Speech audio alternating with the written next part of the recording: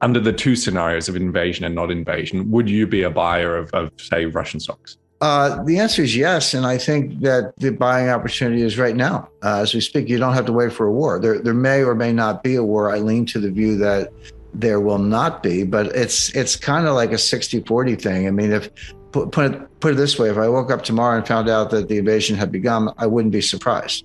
My assessment is that they're not going to invade, but it's a close run thing, and they could. So again, don't be surprised if they do. Don't be caught off guard by that.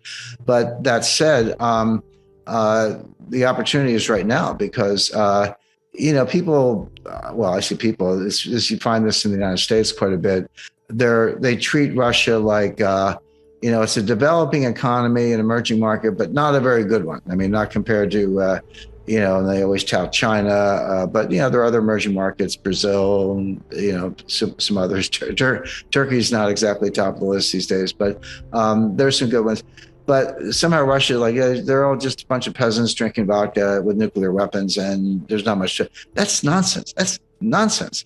They have the largest landmass in the world. That doesn't by itself doesn't mean necessarily all that much, but they do. It's full of natural resources from end to end. They have some demographic issues, but they still have, I believe, the fourth or fifth largest population in the world. They have the largest nuclear arsenal in the world.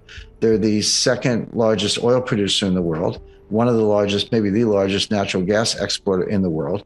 And they have a lot of industrial capacity.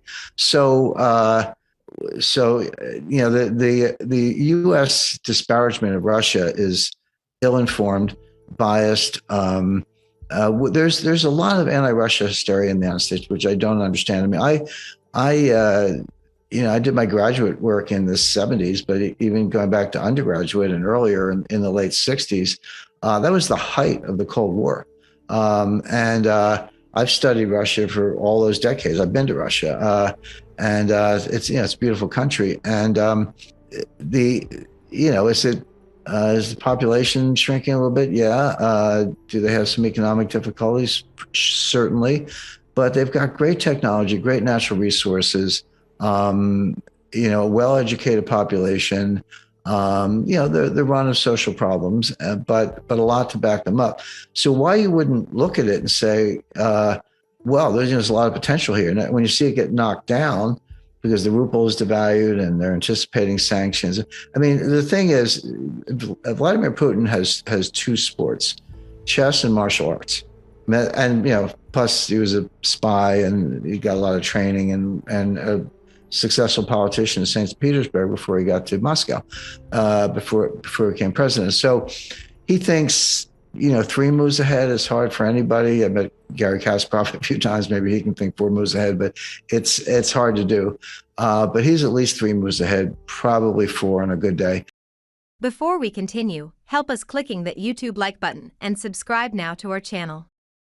This shows the algorithm that you valued this information. And it helps us spread that message.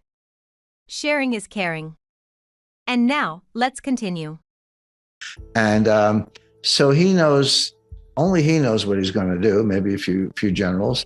And he may just be keeping his options open. I think that's likely, invade, not invade. Well, if you give him everything he wants, what's the point of invading? And if he starts to get what he wants, then he won't invade. We'll see how the United States handles it. It's not clear to me that the biggest warmonger here isn't the United States. For now you get into more arcane issues, three cushion bank shots. If there is a war and you cut off natural gas from Russia, who wins? The answer is Saudi Arabia.